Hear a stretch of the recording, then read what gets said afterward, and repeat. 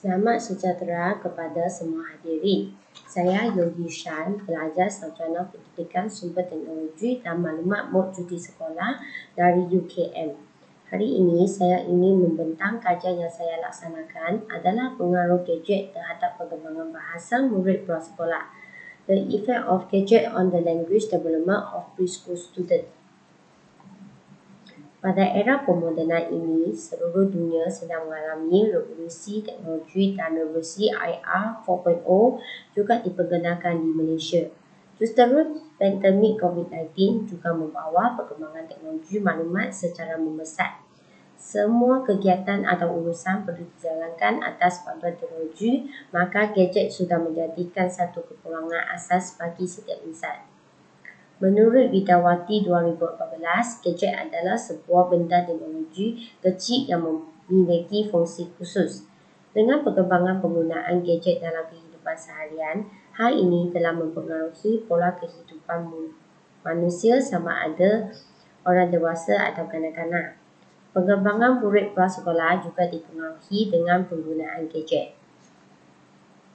Melalui kajian-kajian lepas, penggunaan gadget dalam kalangan kanak-kanak memang mendatangkan banyak pengaruh positif dan negatif dalam perkembangan bahasa. Menurut Rizky Saspura dan Dani, menyebutkan bahawa dengan menggunakan gadget yang berteknologi canggih, anak-anak dengan mudah dan cepat untuk mendapatkan informasi. Anderson juga mendapati bahawa murid prasekolah dapat memahami dan belajar melalui tontonan program pendidikan seperti Sesame Street. Manakala penggunaan gadget dalam kalangan kanak-kanak juga mendatangkan banyak pengaruh negatif dalam perkembangan bahasa. Menurut Tatila, the main causative factor is the excessive of gadget usage to negative impact children pronunciation in communication. Pernyataan ini juga disokong dengan Santosos dan Restu Yulari Hidayut Umar, iaitu penggunaan gadget secara berlebihan tidak dapat bersosialisasi atau berkomunikasi dengan sekitarnya dan membuat anak lebih dengan pasif.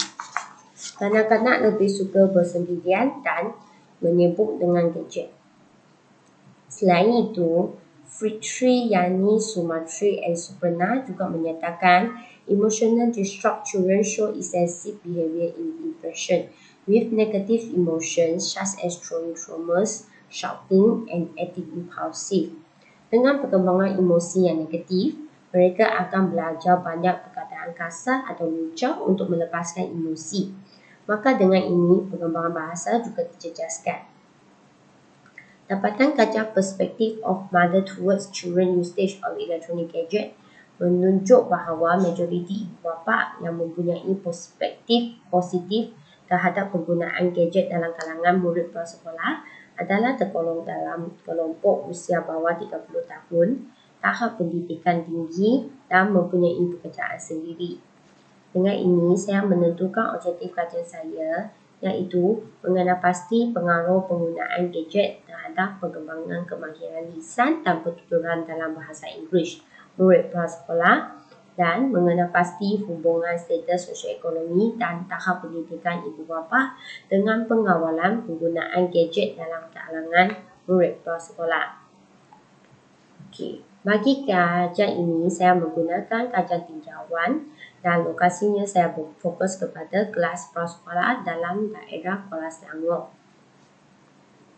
Sasaran ditentukan adalah ibu bapa murid prasekolah. Seperti maklumat yang diberikan oleh PPT Kuala Selangor, bilangan kelas prasekolah dalam daerah Kuala Selangor seramai 56 buah. Sebuah kelas prasekolah terdiri daripada maksimum 25 orang murid. Dengan ini dapat menyimpulkan populasi kajian adalah sekurang-kurang 1,400 orang ibu bapa. Maka bagi persembalan, saya hanya memilih 103 orang ibu bapa secara rawat. Bagi aspek instrumen kajian, saya menggunakan instrumen borang seilik yang dinamakan sebagai inventory pengaruh gadget yang membantukan soal selidik MacArthur Communicative Development Inventory 2007. Inventory ini mengandungi 3 bahagian. Bahagian A adalah Demographic Respondent, manakala bahagian B terdapat beberapa soalan tentang penggunaan gadget oleh murid prasekolah, dan bahagian C pula mengandungi soalan berkaitan pengaruh gadget terhadap perkembangan bahasa murid prasekolah. Setelah memastikan data pertaburan normal, ujian regresi berbagai, multiple regression dan ujian ANOVA 2 hala tulis ANOVA akan dijalankan. Multiple regression digunakan untuk melihat pengaruh gadget terhadap perkembangan bahasa.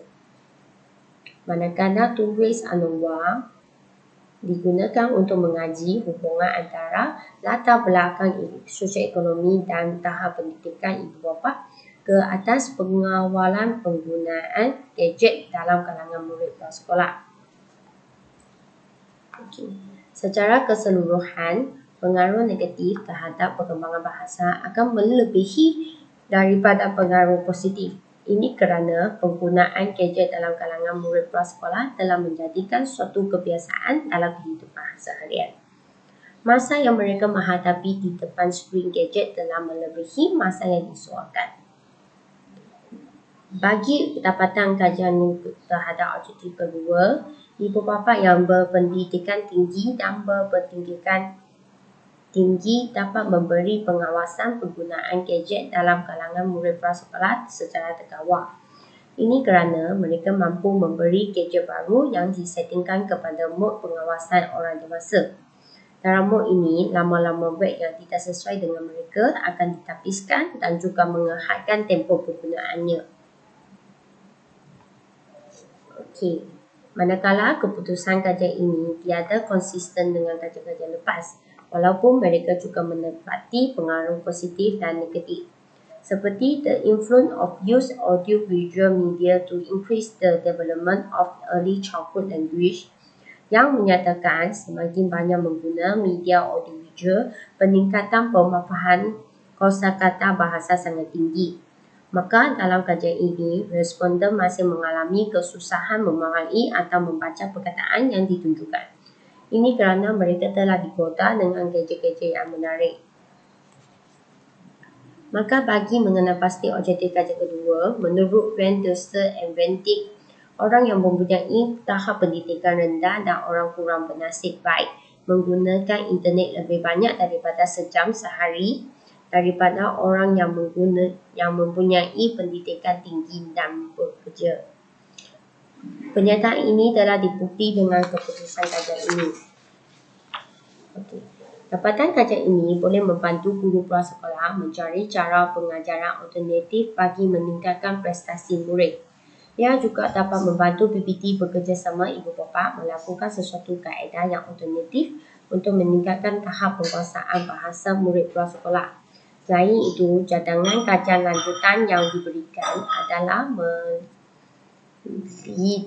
cara golongan ibu bapa atau penjagaan pendidikan rendah dalam isu pengawalan penggunaan gadget. Sekian, terima kasih.